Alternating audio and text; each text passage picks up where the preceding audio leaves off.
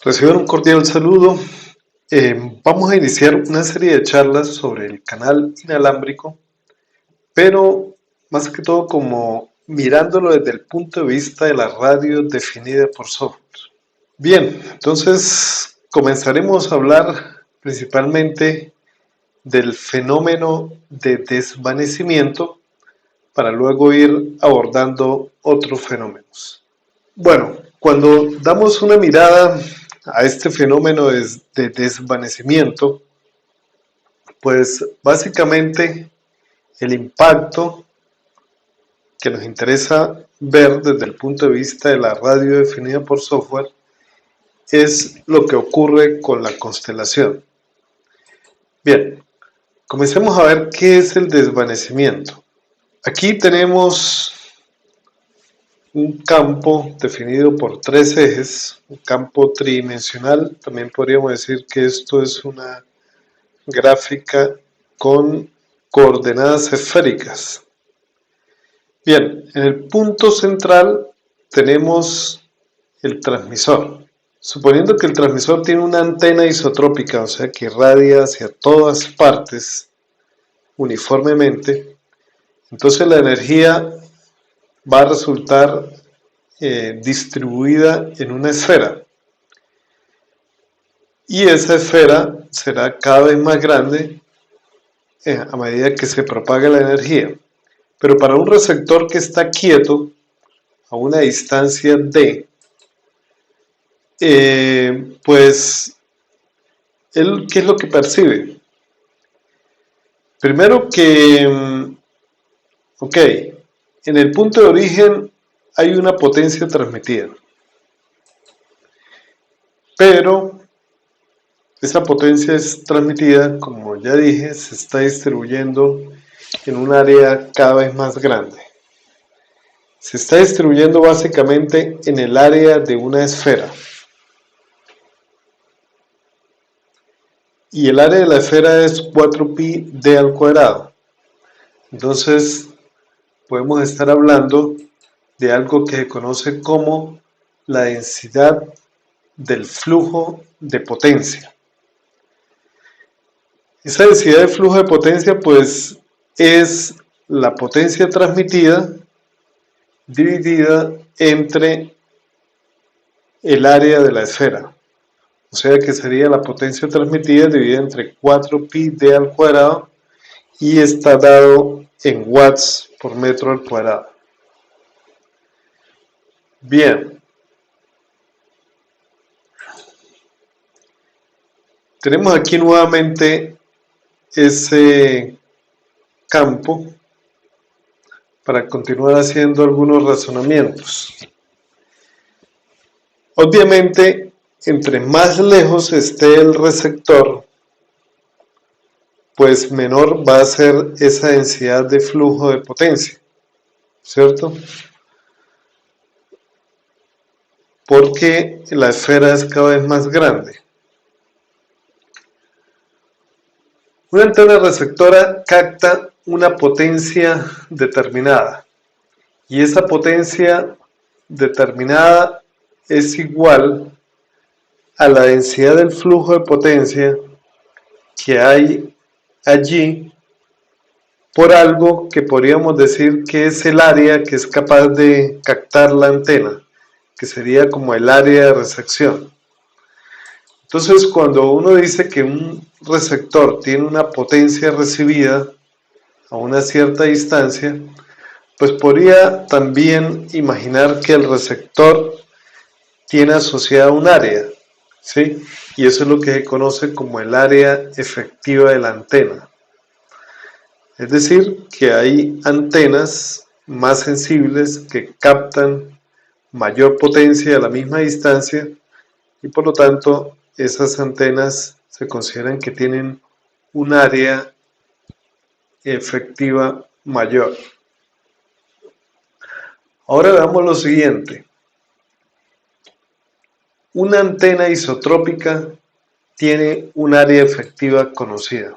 Es una antena ideal, por lo tanto su área es conocida y la vamos a llamar A sub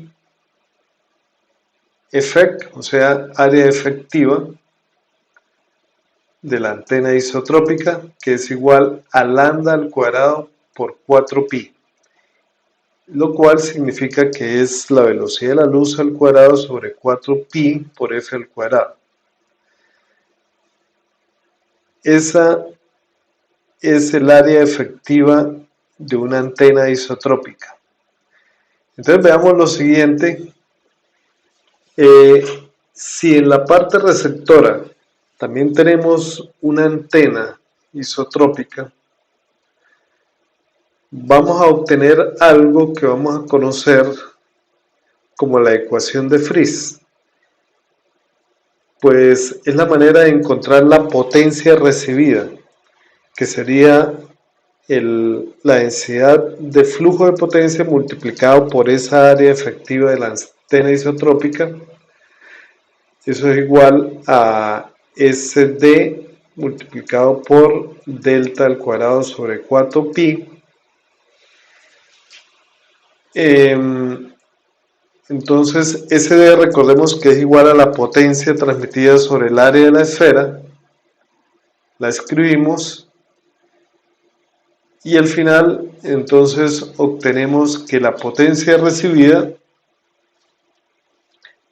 es igual a la potencia transmitida multiplicada por lambda sobre 4pi por d y todo al cuadrado. Pues bien, esa es la ecuación de Friis. Entonces, esa ecuación es bien interesante. Vamos a escribirla aquí nuevamente para que veamos qué podemos deducir a partir de ella.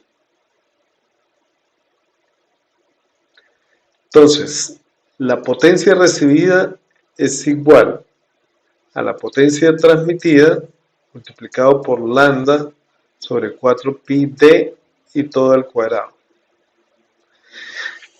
Entonces, ¿qué estamos observando aquí? Que la potencia recibida es inversamente proporcional a la distancia. Bueno, creo que eso no hay nada del otro mundo, ¿cierto? Pero adicionalmente es directamente proporcional a la longitud de onda. O sea que entre más grande sea la longitud de onda, mayor va a ser la potencia recibida. O sea que depende de la frecuencia, en otras palabras. Entonces veamos esto en un video que tenemos acá, a ver qué tan cierto es, porque eso tiene un impacto importante. En este primer video pues simplemente vemos que la potencia recibida depende de la distancia. Entonces tenemos una antena lejos de la fuente, la amplitud recibida es pequeña y cuando estamos cerca de la fuente tenemos mayor amplitud de señal, ¿cierto? Bien, veamos otro caso. Cuando no movemos la antena, sino la dejamos en un lugar específico, la frecuencia es muy baja, tenemos una amplitud alta, subimos la frecuencia e inmediatamente comenzamos a observar que la amplitud cae. A medida que subimos la frecuencia, cae la amplitud de la señal recibida. Vamos a bajar la frecuencia ahora y observen que la amplitud es más alta. O sea que vamos a obtener mayor alcance, bueno, sí, porque si la amplitud es más alta, pues entonces esa onda va a ser capaz de llegar mucho más lejos. Entonces por eso es que una frecuencia más baja tiene mayor alcance. Y con eso también podemos explicar por qué, por ejemplo, una compañía como Tigo, que es una compañía de telefonía móvil, que tiene bandas de frecuencia altas, pero no tiene bandas de frecuencia bajas, está en desventaja con una compañía como Comcel, que tiene frecuencias bajas y esas frecuencias tienen la capacidad de cubrir mayores áreas. Y por eso es que cuando ustedes están fuera de la ciudad, se dan cuenta que la cobertura de Comcel es mucho mejor que la de Tigo. Pero las frecuencias altas también tienen una ventaja, que ellas pueden penetrar fácilmente dentro de los edificios. Por esa razón, pues Tigo tiene una excelente cobertura dentro de las ciudades donde juega un papel más importante en las frecuencias altas que las frecuencias bajas. Entonces, las frecuencias bajas juegan un papel más importante en el sector rural. Pero obviamente una compañía que tenga tanto frecuencias altas como bajas tiene una gran ventaja para cubrir no solo el sector rural, sino también el sector urbano.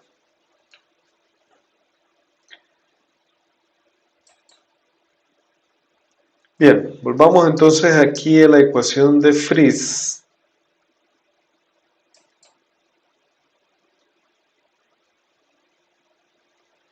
Bien,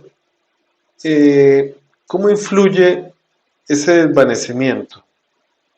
Pues igual que en una comunicación por cable, ¿cierto? Si la señal digital se va desvaneciendo, pues entonces a mayor distancia tendremos menor relación señal a ruido. Pero desde el punto de vista de la radio, ¿qué es eso? Pues en la tecnología Software Defined Radio, lo que nosotros vamos a obtener en la parte receptora es una constelación, ¿cierto? Entonces ese efecto lo vamos a ver nosotros reflejado, pero a nivel de una constelación. Y allí es donde toma importancia recordar que el ruido, tan pronto entra por el receptor, se transforma en un ruido banda base filtrado que en el plano complejo es una nube y que tiene una densidad espectral de potencia cuya altura es n sub 0.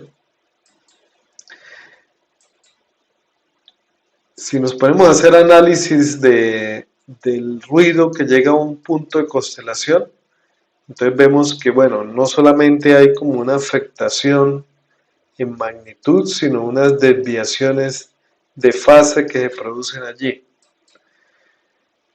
Bien, en el caso de una modulación FM o de una modulación FSK, sabemos que el vector, el vector de la envolvente compleja está girando todo el tiempo y por eso veríamos allí una nube girando hacia un lado o hacia otro, y en el dominio del tiempo veríamos que la envolvente compleja es un par de señales, que una es senoidal y la otra es coseno, o simplemente que las dos están separadas en pi medios.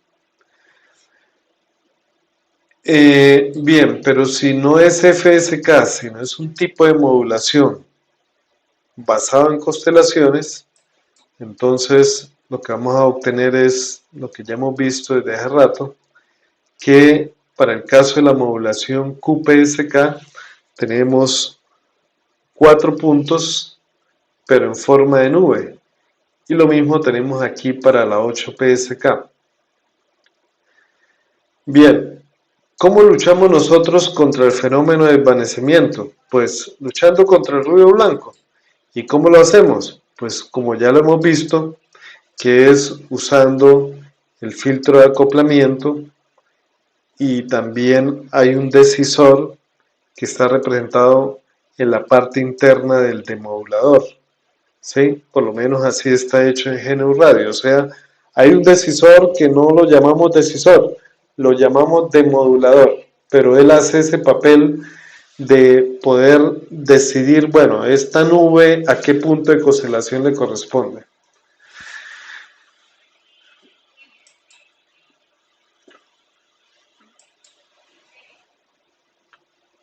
Bueno, ese filtro de acoplamiento pues no soluciona el problema al 100%, y por eso de todas maneras vamos a ver que hay un impacto del ruido en la calidad de la comunicación. Y ese impacto lo podemos medir mediante algo que llamamos curvas de Beer, Bit Error Ratio, o sea, las curvas que me muestran cómo es la pérdida de bits. La idea es que cualquier tipo de modulación tiene una curva o está caracterizada por una curva de Beer. En esa curva pues hay un eje que es el eje vertical que corresponde a la probabilidad de error, o sea, la probabilidad de que se pierdan bits, ¿ya? Y en el eje horizontal, ¿qué tenemos? Tenemos una relación señal a ruido, pero está representada como EB sobre N sub 0. Entonces, EB es la energía del bit y es igual a la potencia del bit multiplicado por la duración del bit. Entonces, supongamos que tenemos aquí una señal binaria, un mensaje binario bipolar que oscila entre menos A y A. Entonces, la potencia del bit sería A al cuadrado. ¿Ok? ¿Y qué es N sub 0? Es lo que llamamos densidad espectral de potencia del ruido blanco, porque recordemos que la densidad espectral de potencia del ruido blanco es una constante. Es igual a N sub 0 cuando el ruido blanco está en banda base.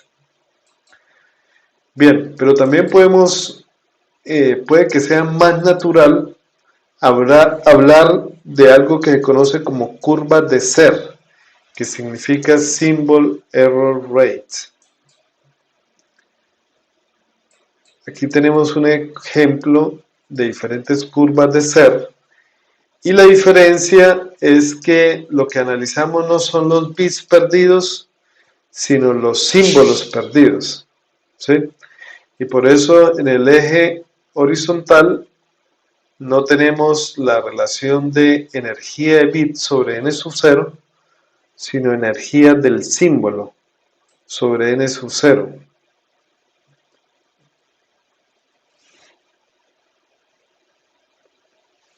Entonces, como ya les dije, muchas veces es más natural ver las curvas de Serre que las curvas de Beer. Pero recordemos que si nosotros usamos el código de Gray, cuando se pierde un símbolo, realmente se pierde solo un bit, ¿cierto? Porque esa es como la cualidad de usar los códigos de Gray. ¿Sí? La pérdida de un símbolo es bastante cercano a la pérdida de un bit. Y bueno, es cuando no hay demasiado ruido, ¿cierto? Y entonces, pues, a ver, esta relación ES sobre N sub 0, en esa relación hay que aclarar qué significa ES, que es la energía del símbolo, y es igual a la potencia del símbolo multiplicado por la duración del símbolo. En cuanto a N sub 0, pues ya lo dijimos, pero vamos a dejarlo más claro aún. La densidad espectral de potencia del ruido tiene una altura que es N sub 0 y de ahí es que se deduce que es N sub 0. Bien, vamos ahora a realizar un ejercicio para practicar esto. Entonces el ejercicio sería lo siguiente: se recibe una señal y su constelación después del timing y después del muestreo, ¿sí? Tenemos una constelación, ¿sí? Que inmediatamente antes de la demodulación, o sea, después de timing, después de muestreo, esta constelación tiene un radio que en promedio vale 1, ¿sí? Ese es como o sea, es como como el círculo tiene un radio de 1. Pero el radio de un punto de constelación, o sea, cada puntico de constelación tiene una nubecita, que es por el ruido. Y esa nubecita tiene un radio que vale 0,07943. Y me están preguntando, ¿qué tipo de modulación debe ser usada si el sistema admite hasta un símbolo perdido cada millón de símbolos? ¿Y cuál sería la velocidad de bits que se alcanza si la duración de un símbolo es 10 a la menos 6 segundos? Entonces, bueno, ¿qué quiere decir esto? Que en realidad un sistema de comunicaciones puede seleccionar la modulación que más le convenga. ¿Cómo lo hace? Analizando qué tan buena es la relación señal-ruido. Entonces, entre más buena sea la relación señal-ruido, va a utilizar, ¿sí? Va a propender por seleccionar una constelación más compleja, que lleve más cantidad de bits por símbolo. Entonces vamos a comenzar a resolver esto. Vamos a ver qué datos me han dado. Me han dicho que el radio de la constelación total es de 1. Entonces, recuerden que el radio, ¿sí? En promedio, ¿no? El radio en promedio es la magnitud, ¿sí? Y la magnitud promedio es el mismo valor RMS. Entonces podemos deducir que el valor RMS de la señal con ruido y todo, ¿sí? De la señal en general, de la señal recibida es 1.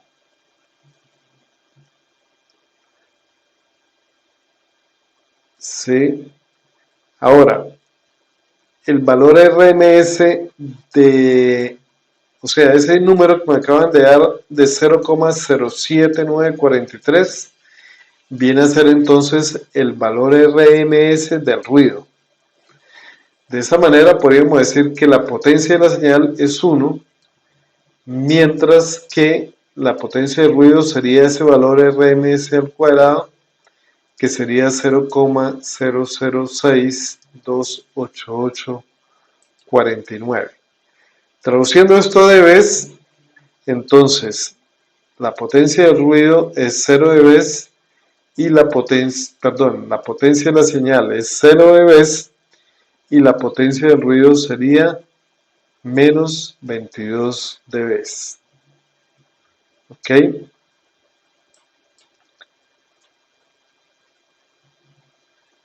Bien. Ahora recordemos lo siguiente, que la potencia del ruido es el área bajo la curva de la densidad espectral de potencia, ¿cierto? O sea que sería n sub 0 multiplicado por la frecuencia de muestreo del ruido. ¿Qué es esto? Pero resulta que, como estamos analizando el problema después de que el ruido ha pasado por el filtro de acoplamiento, después de que ha pasado por timing y por un muestreo, entonces en ese momento la frecuencia de muestreo del ruido es la misma rata de símbolos, porque hay una muestra de ruido por cada muestra, ¿sí? O mejor dicho, hay una muestra por cada símbolo, y por cada símbolo solamente hay una muestra de ruido. Entonces por eso la potencia promedio del ruido sería n sub 0 por la rata de símbolos.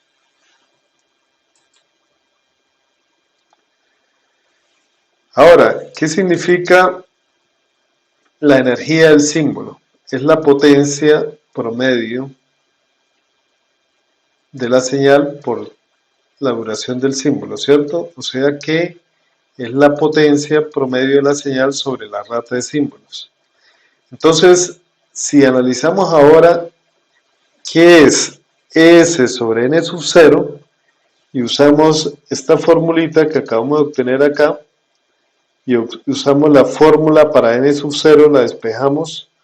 N sub 0 será igual a la potencia del ruido sobre RS, la colocamos acá y nos da que la energía del símbolo sobre n sub 0 es equivalente a la potencia de la señal sobre la potencia del ruido, o sea que en el fondo es la relación señal a ruido, ¿sí? Es la misma relación señal a ruido, potencia de la señal sobre la potencia del ruido. ¿Qué podemos entonces deducir? Que ES sobre N sub 0 en dB sería lo mismo que PS sobre PN en dB. ¿Ok? Entonces, como PS vale 0 dB y PN vale menos 22 dB, pues tenemos que PS sobre PN en dB, bueno, cuando estamos en dB, recuerden que no hay que dividir, sino que, bueno, si estamos hablando de una división, lo que hay es que restar, entonces sería de la señal en dB menos la potencia del ruido en dB. Bien, entonces finalmente tenemos que esto es igual a 1 menos 22, que es igual a 22 dB. ¿Ok? Entonces esa es la relación energía de la señal sobre n sub 0 que estamos recibiendo. Entonces nos vamos ahora a las curvas de SER, ¿sí? Y ubicamos ese valor que acabamos de encontrar ahí, lo ubicamos 22 dB hacia arriba imaginaria, y recuerde que el problema nos había dicho que podía perderse, o sea, el sistema acepta que se pierda un bit cada 1.000.000 de bits transmitidos, o sea que la probabilidad de pérdida de bits aceptable es 10 a la menos 6, ¿sí?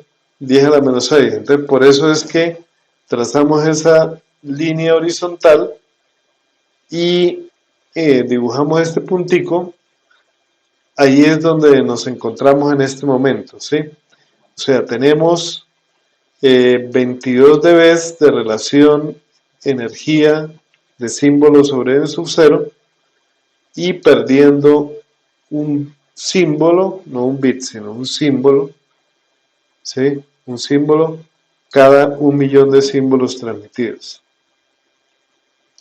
Entonces, ¿cuál es la mejor modulación para ese caso? Si yo eligiera esta que está en rojo, que es la 16 PSK,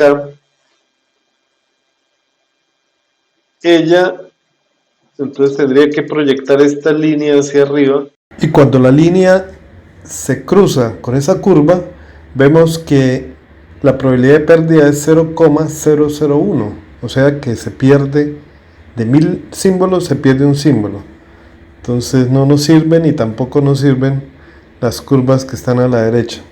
Las que están a la izquierda son las que sí cumplen ese criterio de que se pierda no más de un símbolo cada 1.000.000 de símbolos transmitidos.